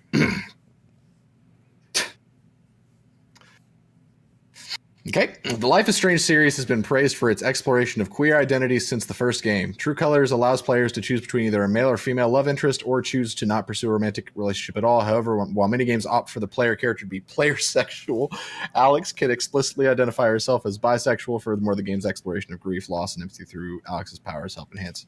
Yeah, this is stupid because I'm pretty sure the other game did this too, didn't it? No, you were just a lesbian in the other game. I don't remember. I have no idea. Yeah. Again, must have been slim pickings. What did No Longer Home do? Because it looks really good. Most notably, because I'll just read the whole thing. The image is just a guy petting a cat. You know what I mean? And I'm interested. No Longer Home is a point-and-click game set in a magical, realistic world. Flatmates O and Bo have just graduated university and will soon be leaving their London flat, with O set to return to Japan. The player follows the daily life of the duo during this period, exploring their friends, the flat, the things in it, and their strange new beastly roommate. Most notably, No Longer Home centers on two queer, non-binary adults in a transitionary period of life and shows the process of saying goodbye to people. A location and a moment in time, it captures the uncertainty of adult life for recent graduates, both through its characters and stunning style that bends reality just the right amount. There you go. Interesting. So, I am annoyed that this category is kind of going down the same route as innovation and accessibility. Well, where it's, by the way, I've pulled that category back up, innovation and accessibility. When we get done talking about this, can you roll back and see if that website tells you why the other ones? Yeah. But go ahead, finish your thought. I'm sorry to interrupt you. Innovation and accessibility has become the which game has most biggest menu screen category, and this category, at least this year, and I feel like it's done this a lot in previous years, is just what's the gayest game. Mm-hmm. And that may sound really insensitive to say, but like it's great to have that diversity. That is not impact. Right. That is representation, but representation is a form of impact. Mm-hmm. Where, like, I think of games like, I can't remember what the name of the game was. It was either last year or the name before, but it was the one where you just spend the entire game just writing notes to people who made just yeah. You know, I can't remember what it's called. That is a beautiful premise that is for something, you know? Mm-hmm. And a lot of these games just seem like games that might be good that just happen to have gay characters in them, mm-hmm. rather than trying to say something with the platform, if that makes sense. Yeah, no, that makes sense. And so that's frustrating to me, that there's definitely a theme here with this category, and that they didn't spread their wings to try to find games that have something more important to say. Well, by the way, what was Before Your Eyes? Because I know I talked about it, but I was kind of pull back up. I was going off of what little I knew about it. Hold on. Before Your Eyes is an indie adventure game that follows Benny Bren on his way to the afterlife. The ferryman asks Benny to recount his life, to weave a tale for the gatekeeper that would either allow Benny into the gatekeeper's paradise or condemn him to hell as a seagull circling the boat. Through the game's eye-tracking technology, players interact with Benny's memories and uncover his life and the people who were most significant in it. With each blink bringing forth a new memory, the player is truly involved in Benny's story. Critics have called Before Your Eyes narrative powerful and moving in its exploration of issues such as depression and of Benny's relationships. That's better, mm-hmm. but I don't know. Again, I don't know if that belongs in a Games for Impact. It sounds like you can. Sounds like we're voting for Chicory. I would vote for Chicory. It's a dog that makes the world a brighter place. There you go. That's just a true story. All right, let's roll back to innovation and accessibility. Okay. I did find an article. Hit me with those, whatever order you got. Though Far Cry 6 ended up splitting critical opinion and stirred up some controversy in its own right, the team over at Ubisoft has received plenty of positive recognition when it comes to their work in the game's accessibility options. The game boasts a robust suite of accessibility options covering everything from audio and visual settings, which every game does, to full control adjustments for gamers requiring alternative mobility settings. That's nice. Ubisoft has also added all new features to the series with even more options for captions and a no stick click option, allowing users to eliminate any controls being mapped to clicking in one of the controller sticks. This doesn't seem like anything special that other games aren't doing. This just seems like a good suite of gameplay options. The alternative mobility settings is nice, but they didn't really elaborate on that because I don't know what that means. Yeah. I mean, are all games doing this? I feel like on PC, yes. Okay, all right. Pretty much. Like key bindings are sometimes more versatile on PC. Mm-hmm. Console games sometimes will limit remapping because they're limited on space with the controller. But it's pretty standard at this point, I would say, to just have a full gauntlet of key remapping options. Okay. All right. So I wouldn't call that innovative. It's nice, and I would love to know what the mobility thing means, but I'll have to. Good night, Akib. Get out of here. Never mind. I take back my good night. Farewell, Akib. No, wait. Good day. That's also no. Goodbye. No. See ya. See ya, Akib. All right.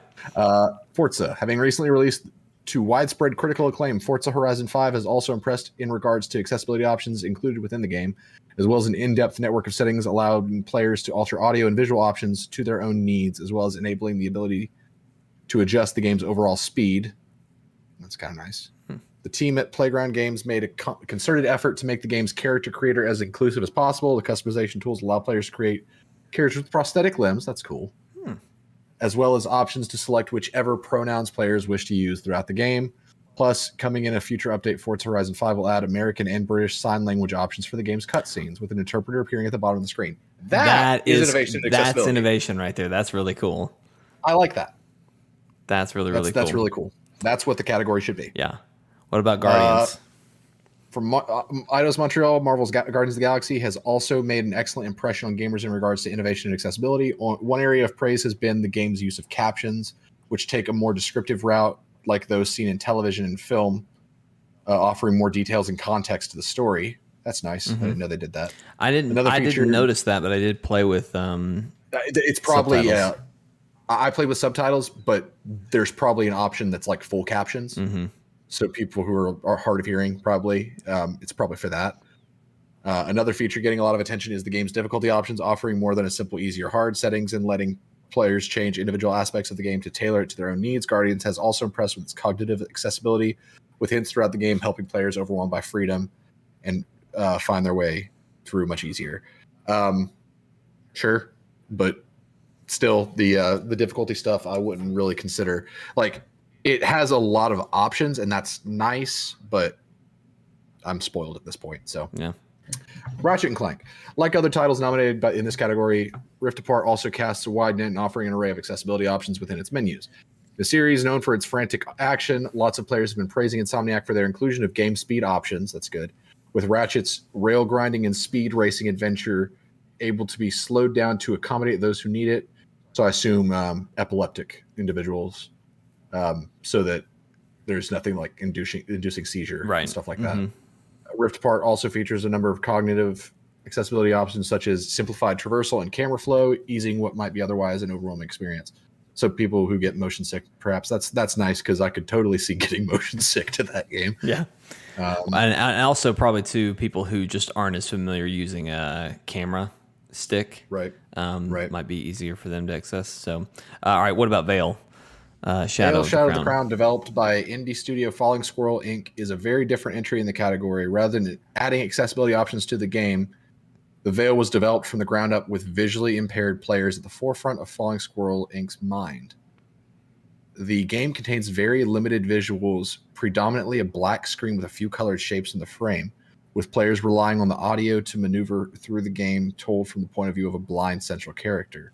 The team worked closely with the CNIB Foundation to create the game, making sure it was a viable experience for the visually impaired, and even cast visually impaired and blind voice actors as the game's central characters. So that has to win. That is amazing. Like, that is way really cool. over the top. That's awesome. I haven't heard of this game. How was that not nominated for Games for Impact? I don't know. It should have won, absolutely, or it should be nominated for that as well. It's really cool. That's awesome. Okay, we're on to best performance. I'm going to butcher some names here, and I apologize. Would you like me to read the names? Yes, please. Erica Mori as Alex Chen from Life is Strange: True Colors. Giancarlo Esposito as Anton Castillo from Far Cry 6. Jason Kelly as Colt Vaughn. Deathloop. Maggie Robertson as Lady Dimitrescu. I don't know why she's nominated. Oziyama Akata as Juliana Blake. Was Lady Dimitrescu even in the game for any extended period of time? I mean, they made her out to be the Mr. X, but I think, as I understand it, that game has several Mr. X type characters that are constantly following. I thought she was in the game for like one level or something. She's not in the game for nearly as long as I think people wanted her to be. But anyway, so I didn't play Life is Strange: True Colors, so I won't comment on Alex Chen's performance. I also didn't play Far Cry 6, but he's too good for it, and they don't realize that he's too good for it. Yeah, so I was about to say he doesn't. I can tell you he's amazing at whatever he does, so I don't know what to tell you there. I didn't play Resident Evil Village. I know a lot of people were very excited about Lady Dimitrescu. Brody says she was in it for maybe 3 to 4 hours. So anyway, but the fact that she's nominated here, I don't know. I feel like she's nominated here because really weird guys on the internet wanted to be stepped on by a giant vampire woman. And she is that giant vampire woman. She is. Okay, so I've played Deathloop, and I really like Colt and Juliana. Do you think they're good enough? Not to say that their performance is not great. They all of these actors deserve to be on here. To me, Giancarlo Esposito just has this in the bag. But I stopped and thought a lot about Colt, and if I liked Colt's voice actor that much. To me, awarded to an individual for voiceover acting, motion, and/or performance capture. So I wish I knew more about what these performers went through to do this kind of stuff. I'm assuming Jason Kelly and Oziyama Akata. That last name throws me. I assume they did not do mocap. Right. Erica Mori. Does that website that you just searched the other stuff? Do they have? I'll look up. And the only reason I say is because I don't want to just assume and right. say anything wrong there. But Erica Mori, I'm not seeing it. Okay, go ahead. Continue. Erica Mori, I'm going to assume she did not do mocap because she appears to be an adult woman and she doesn't really look like Alex Chen. If Giancarlo Esposito did motion capture, which he probably did, their motion capture must have been broken the day that he was in because it does not look good. But his performance is solid. Yeah. I would have to say, in terms of just the performance given in the character, the one that I was most engaged with is probably Colt, because and the writing did him a lot of favors, I think, but because in a game where you were constantly getting hit with so many questions, and just it moves fast, it doesn't make a lot of sense for a very long time. I feel like Colt both rode that wave with me, but also kept it light to where I liked him as a person. Yeah. That's true, Brody. That's very true. But yeah, I would say probably Colt. Juliana was fairly one note, but she was good. Yeah. But like she just played the antagonist very well. But I feel like Colt hit a wider gauntlet, and his performance within the game was more important to the player experience than Juliana's was. Well, and two, something to think about is, with Deathloop being a time loop game, you meet different versions of Colt. I was going to say that, yeah. And I'm sure technically there are different versions of Juliana, but I don't think they're as fleshed out as the other versions of Colt. Yeah, because the versions of Colt seem like they're almost different people. Yes, exactly. But it's the same voice actor, so Right. that's something to point out too. So yeah, but it's probably going to go to Erica Mori because games like that have just generally a better chance at winning best performance because it's a choose your own adventure game. Yeah, but I think that Jason Kelly probably deserves it. Yeah. All right. And Giancarlo needs to work with a studio that actually will appreciate his talent. Best audio design. This is recognizing the best in-game audio and sound design. So not music, sound design. So when that hammer hits or when that gun clicks just right, that's what we're talking about here. We'll read the category first. So we've got Deathloop. We've got Forza Horizon 5. We've got Ratchet and Clank Rift Apart. We've got Resident Evil Village, and we've got Returnal. So this is the one thing that I might give Returnal. Yeah. Returnal's not just all terrible. It just did one very, very, very important thing really poorly. But if the game was not a roguelike, it would be a force to be reckoned with because its world design, its sound design, everything was really solid. Like playing that game with headphones, I felt like whatever the planet was, I forget what it's called, but wherever you're on, like it does a good job of simulating the feeling of being on an alien planet and with all the different like hallucinations, nightmares and everything. I thought they did a really good job at building tension. And so much of that has to be done in audio design. Yeah. I was going to give it to Deathloop because that is a game I think is much better experience with headphones.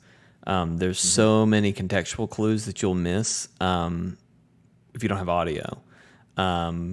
There's a particular day and time where there's these bombs that are going off around the city, and you're like one mission is to disable all those and get like a prize at the end. Impossible if you're not listening.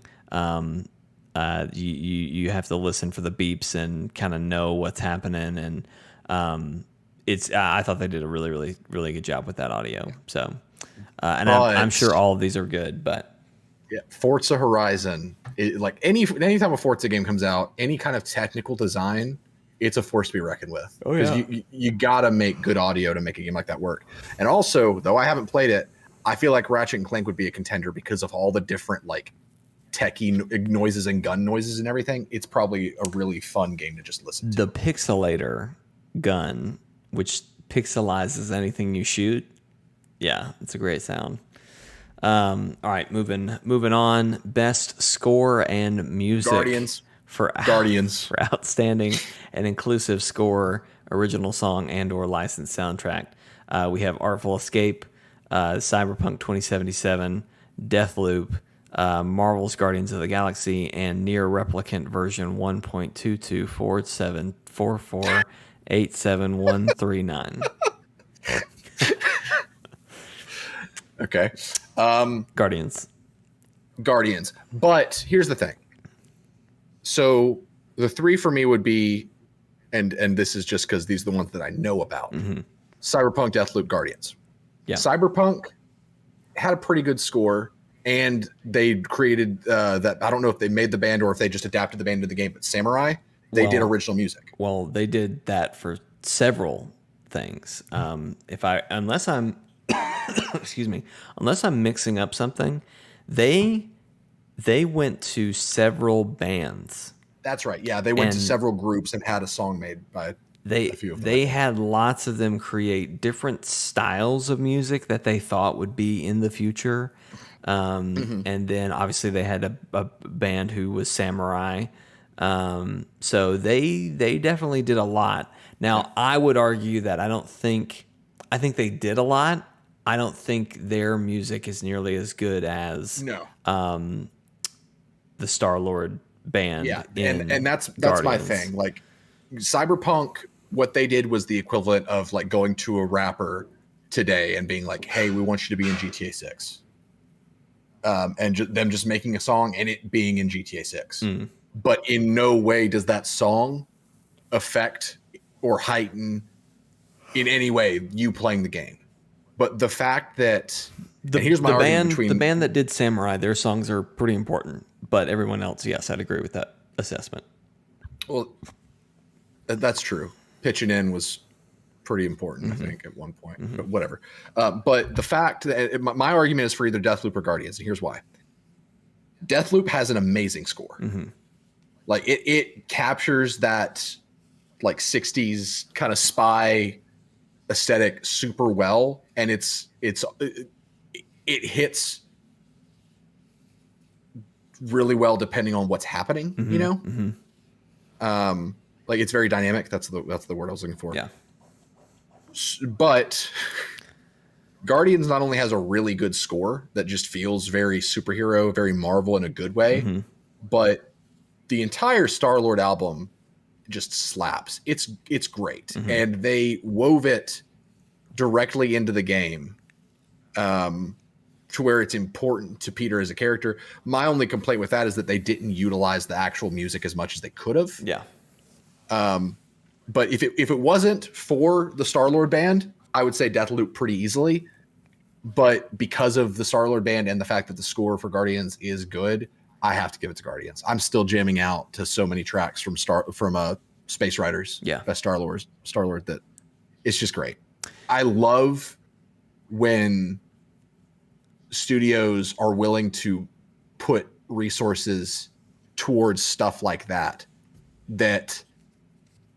just adds a level to the game, you know? Yeah. Well, and great. This is a really well stacked category, and thank you for bringing up reminding me about what Cyberpunk did too, Steven. But Nier is notorious for having good music. Brody has chimed in like 3 times now saying it's Nier for me. So Nier has always had a really good soundtrack. And then the Artful Escape is all about music. Like the premise of the game is you are a musician who is trying to find their own sound, and depending on how, I forget, I don't know, I'm not very good at like artist names, but I want to say it was Bon Jovi or something. That was kind of the style of music, so you know it may maybe some stuff like that. So I haven't played it, so I don't really know. Getting Johnny Cash, Harry Potter vibes from this guy's picture. So anyway, it's music is very much the focus of the Artful Escape, right? So I've heard good things about the soundtrack, but anyway, this is a stacked category. You also have to. It does say or licensed soundtrack. Every song that ever came out in the 1980s is in Guardians of the Galaxy, so you can't really beat that licensed music. This is true. This is true. There you go. Now we're on Best Art Direction. We have The Artful Escape, Deathloop, Kena Bridge of Spirits, Psychonauts 2, and Ratchet and Clank Rift Apart. Guardians should have been on this list. It is one of the prettiest games that I've seen in a long time. It's very, very, very cool visuals. It would have been a great nominee. I feel like it could have swapped out with Deathloop here. It really could have. Like Deathloop. It's creative, but it's not that creative. They nailed the style they were going for, but I don't know that I guess a little bit they deserve to be here, but like I feel like they're the bottom of the barrel in this category. Maybe Psychonauts would be kind of a close second to the bottom of the barrel. I'm sure it's winning because it has a lot of wacky visuals and a lot of crazy things happening all at once. But is it impressive? I don't know. Again, I didn't play it, but it doesn't. From what I've seen, I don't think it would be nearly as impressive as some of the things I've seen in Guardians of the Galaxy. And that's the thing. Like a lot of these, like Kena, and I'm not ripping on Kena, but I would say that visually, what I've seen of Kena has not been as interesting as visually what I've seen in Guardians. Not comparing like how pretty the games are, but I feel like Guardians, especially with having to go to so many different planets and having to reimagine different characters, they did such a good job at making these places just weird enough, but also seem like an actual place. Yeah. And I feel like that says a lot. And that's not to say that, I mean, all of these deserve to be here because they do have a lot of really visually interesting art directions. And that's great. But yeah, see, Guardians got snubbed. That's all I'm saying. Yeah, I agree. I think I voted for Kina, but yeah, I agree kind of with you, Steven. It's like there's not what they did like is the Disney fantasy movie. What they did is the best it's ever been done. It's a pretty version of things we've already seen. Yes, that's what I was trying to get to. Thank you. Yeah. So anyway, very interesting, but a good category nonetheless. I mean, a lot of really good stuff there. But yeah, I wish Guardians had been nominated for that as well. Best narrative. This makes me sick. You have Deathloop. You have It Takes Two. You have Life is Strange. Life is Strange: True Colors. Hell. Marvel's Guardians of the Galaxy and Psychonauts 2. I think far and away, and I haven't beaten Deathloop yet, but I think far and away it's Marvel's Guardians of the Galaxy. I don't know what Deathloop could do in the last couple hours of the game that I have to beat Guardians. But yeah, there's just no way. Guardians wins it for me. I am right there with you, Steven. Like, I've defended It Takes Two in a couple categories. This is not the one I will defend it. The narrative is the narrative is the worst thing that It Takes Two does. Yes, absolutely. Like, it's just bad. It's poorly paced. It doesn't tell a. You literally spend 80% of the game trying to make your daughter cry. There's like no arc there. The arc is you make your daughter cry and then it doesn't work. And you're like, oh, maybe we're bad people. Yeah, I think pacing probably does a lot. As the story itself is pretty bland, and so it could have been told if it was 1/3 the length. Better with like if it was 1/3 the length that it is, it would have been a decent narrative. If they had done more with like, what's the word I'm looking for? Like metaphorical imagery, stuff like that, like making the levels the levels and the struggles and everything more reflective of the characters and their struggle with each other, rather than doing that at the very end with like one or two levels. Yeah, that's what I was going to say. Then it would have had something. But like May, like the only development she gets is that you find out that when she's not being an absolute bitch to her husband, she wants to sing.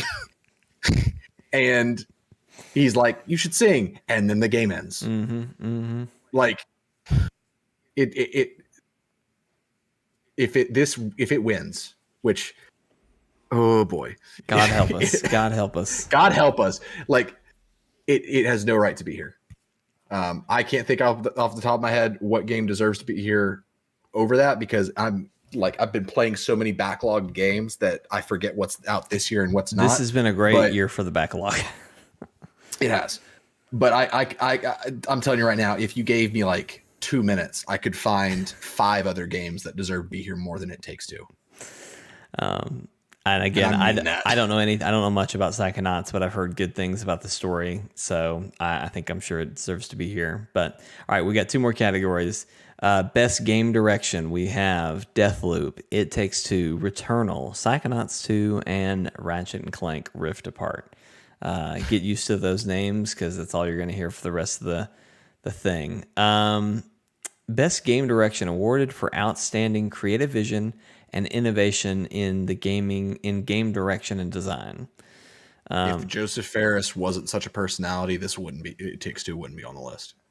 In fact, It Takes Two probably wouldn't be nominated for half the stuff that it's nominated for. I mean, this is the let's inflate the ego of the personality in charge, because like Psychonauts 2, you've got Tim Schafer, and he deserves it because Tim Schafer is a legend. Mm-hmm. And then It Takes Two, you've got Joseph Ferris. I'm not sure about Ratchet and Clank or Deathloop, but I'm sure they've got like a big name behind them. This is just what that category. This is what this category is, mm-hmm. and I hate that, but because it always seems to be some in the right. Some of these deserve to be here, and some of them are just here because they've got a big personality behind them. Well, I think Returnal definitely tried to do something new, right? They tried to make a AAA roguelite. And I know, Steven, it didn't work out for you. I know a lot of people have burnt out on it and got frustrated with it. But I do respect that they tried to innovate on what that is, even if it was wrong. I respect that. But like, to me, I was all for the vision that they had. They had a great creative vision. But again, they stumbled so hard on such a core thing to where execution is such a big part of game direction. Yeah. Like, I could say I've got a really cool idea for a game, but that doesn't matter for anything if I don't execute. Yeah. And when you got these heads of the studios, it is their job to execute. And so while I do think that Returnal, I'm not going to argue its place here, it doesn't deserve to win by any means. And I would say, go ahead. No, go ahead. Deathloop. Yeah. Well, so let's jump to Deathloop. Well, let me just quickly say, Psychonauts 2 and Ratchet and Clank, I feel like, are in this category for a similar reason. They're both a platformer. Obviously, Ratchet and Clank is a little bit more shooter focused. But I think they're both for how quickly you can load into other areas. And I know that seems like such a silly thing, but like Ratchet and Clank with the rifts, that was like a huge element that they pointed out. Psychonauts has a similar mechanic. So I feel like those are kind of here for the same reason. And to me, they're sitting in the same boat. And Double Fine is known, like, they're one of the bigger indie companies. Yes. Yeah. They are known for the personality they put into their projects. Yeah. So when Double Fine comes out with something and it resonates with an audience, it usually finds its way here. Yeah. And that makes sense because Tim Schafer has a vision for the projects that he works on, especially this, because this has been a long time coming. For so long. Yeah. So I can understand Psychonauts being here. I could understand it winning. Yeah. And I haven't even played the game. Well, but my argument for Deathloop, did you have something to say? I know. I was just going to go on to Deathloop, so go ahead. My argument for Deathloop, especially with, and this is something that I realized when you started talking, Returnal soured a lot more for me when Deathloop came out, because if you think about it, Deathloop did what Returnal was trying to do infinitely better. Yeah, because it's a story-driven roguelike. Yeah, and see, that's what's so interesting is it has so many elements of a roguelike, but it's not a roguelike. But like it's one of those things I almost think it's not fair because it's what a roguelite should try to be, in so many ways. But yeah, I think absolutely Deathloop is a good game to win. It just executed so well on so many things, even like down to the marketing of the game was fantastic. Yes. They did so many things right here. And just talking about Arcane Studios, I mean, it is kind of a perfect blend, or I guess the perfect evolution of all the games they've made before. Prey, Dishonored series. Yep. This is the natural evolution for them, and they like you said, they executed it well. They executed it well, and it works. And yeah, I think it absolutely deserves to win this category. So, all right, the big one, the game of the year. Our categories nominees are Deathloop, It Takes Two, Metroid Dread, Psychonauts 2, Ratchet and Clank Rift Apart, Resident Evil Village. And obviously this is recognizing a game that delivers the absolute best experience across all creative and technical fields. Can you read that again? The second part especially? The absolute best experience across all creative and technical fields. What an interesting year we have landed upon. So one thing I want to point out, one thing I do want to point out here that I've noticed now that we've kind of gone through this list again, Metroid Dread and Resident Evil Village are far and away the ones that are not mentioned nearly as much as the other four. So that makes you think that this ranking system makes no sense, doesn't it? There's a lot that doesn't make sense, but I feel like those two are definitely the bottom of the barrel. I don't know that either of those will win. And I'm just going off that. I've defended It's Take-Two in a couple of these categories. Absolute best experience across all creative and technical fields, Jake. I am shocked that Guardians is not here over it. That's the one that I say, dang, where's Guardians? I think you could make the argument, again, based on the fact that it wasn't nominated for very much else. Like, Guardians has more nominations than Resident Evil Village and Metroid Dread. So Combined, why is it not here? I'll tell you why. Let me tell you why. Tell me why, Steven. Because this is a lot more interesting looking in terms of like a broad spectrum of Game of the Year nominations. They needed something to represent horror, and so there usually is a horror game. It Takes Two. They've got Joseph Fares, and I guarantee you they're going to play up the fact that his game is nominated. And he and Keeley are probably hitting each other up on the side when Kojima's not looking. Metroid Dread is a Nintendo game. You got to get a Nintendo game in there, and Metroid Dread probably is fairly. It is deserving based on everything I've heard. But it's just one of those where, like, when these games don't look similar, it's a more interesting, compelling vote, like, experience for voters and an audience. But the only three that I think deserve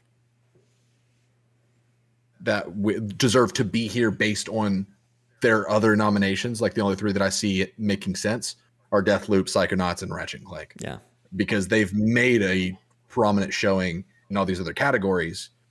And to me, a Game of the Year should have its work shown throughout the other nominations. Otherwise, you have a situation where, like, I don't forget what year it was, but one game didn't win anything but Game of the Year or something. Well, see, I'm okay with that because but that doesn't make sense. Well, I think it does if it was nominated for those other categories. Because to me, I don't like one game to win everything. You know what I mean? Obviously, like, let's use Deathloop for example. Obviously, if Deathloop is the Game of the Year, it probably did have the best audio or whatever, some of the other categories it was. But right. Me personally, I like for other games who that was the one good thing they did. You know, like right. Guardians is not a good example because it's not the one good thing they did. But let's say Cyberpunk, the one good thing they did was audio, but they're in the same category as Deathloop, which is, let's just say, is going to be the Game of the Year. I'd rather Cyberpunk at least get a thumbs up for their audio, right? And then, you know, but anyway. But what I'm saying is that if the Game of the Year, the game that wins, if it's nominated for other things and it doesn't win anything but Game of the Year, that's sketchy. Because again, absolute best experience across all creative technical fields. And if it is not considered better than any of its peers, then how is it considered to be? And I agree. I don't like it when one game dominates everything. If you weren't drunk the entire time last year, I probably would have not been able to watch Last of Us sweep everything that it did not deserve. Yeah. But it's just, and I'm a broken record, I know, but it's just the politics of this show, and nothing is legitimate. Nothing makes sense. It's just, it is what it is. But I would hate to see It Takes Two win Best Narrative, because even if it is fake, even if it is staged, whatever, you were setting a precedent for what makes good narrative when Guardians of the Galaxy busted its ass to tell such a good story in such a good way that was paced so well, that was true to previous adaptations while being original, all that stuff. And you're saying, let's make our daughter cry was better at telling a story. You know, it's all staged. in my head somehow. Mm-hmm. But it's still important in a sense for these categories to show semblance of legitimacy, because the industry pays attention to it. It does, exactly, yeah. What I would love, so for me personally, I'm voting for Deathloop in this category. I think it deserves it. I think absolutely it is the one that deserves it the most. I agree with you that Psychonauts and Ratchet and Clank should be second and third. I'm sure Metroid is good. Where are the rest of its nominations? I'm sure Resident Evil is good. Where are the rest of its nominations? It Takes Two, I don't understand why it's gotten more than a multiplayer nomination. But what I would love in an ideal situation is I would love for Guardians to win every category that it's in. Yep.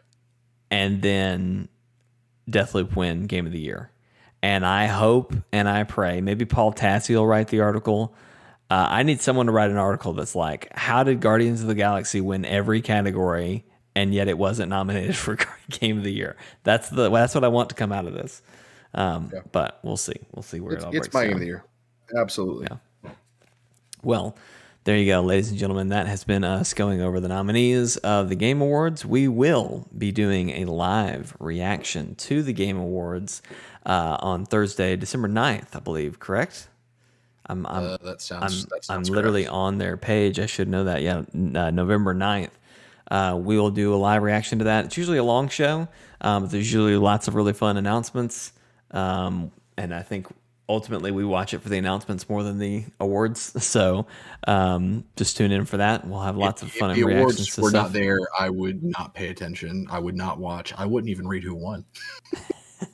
If there was a version, if there was a version of the Game Awards that just went to a black screen whenever they were giving out awards and then picked up when the new stuff was shown, I would prefer to watch that. And I'm not joking. I love it when Steven gets warmed up to say something and he pauses and he goes, It doesn't happen often, but when it does happen, you know something good's about to come out of it. So anyway, that we'll be doing a live reaction to that, so be sure to watch that when that all comes down on December 9th. But that is going to do it for our podcast tonight. Thank you guys for watching. Thank you for tuning in. We do hope you've enjoyed it. If you did, be sure to like, follow, subscribe on whatever platform you prefer to watch us on. We have chortlegames.com that gets you to our YouTube channel. We have twitch.tv/chortle_games. You can watch us there on Twitch. We also have Facebook and Twitter, both at Chortle Games. So be sure to check us out there. It's holiday week here, so not going to look too different, but maybe maybe expect some flexibility with us. But we are going to be doing our normal streams of Thursday night, Friday night, and Saturday night. I'm probably going to do a solo Thursday night unless Jeremy wants to do something with me. But it'll probably just be me. And then I think it'll be all three of us Friday. And then probably just be Jeremy and Steven Saturday. So be sure to tune in for all of those and hang out with us. Of course, you can also join our Discord. So feel free to do that as well. Go to chortlegames.com. There's a link to it in the banner. And I think that's it. Steven, thanks as always. Your salty commentary on the Game Awards is always loved and appreciated. Thank you for appreciating my salt, and pray that Kojima does not show up at this show. We all know he will. He will in some way, shape, form, or fashion. I'm just saying, hope that It Takes Two doesn't win Game of the Year. That's when Steve. Honestly, you know what? Maybe hope for that, because I'd love to see what Steven's Dragon that would be. No. Like what I need somebody to do. What I need somebody to do is I need somebody to hack the Game Awards and let a false announcement be made where It Takes Two wins, and just for our stream though, like don't let that be public. Like just somehow hack what we're watching only for us, just so we can see what Steven says. You know, I would actually prefer if what happened is that they announce It Takes Two wins Game of the Year. And Joseph Ferris goes up there and he is clearly drunk. We all know he's going to be drunk. And he is just dropping F-bombs, throwing middle fingers at everybody, just being just the worst. And then the person with the envelope is like, I haven't read the winner yet. That was me reading your name and like the nomination. The winner's Deathloop. The winner's Deathloop. That would be equally great. And, like, just to watch him walk off the stage defeated. That's what you want. That's what you want to see. That's what I want. That's my America. Ladies and gentlemen, on that note, we will see you in the live streams later this week. Be good to one another. We'll see ya.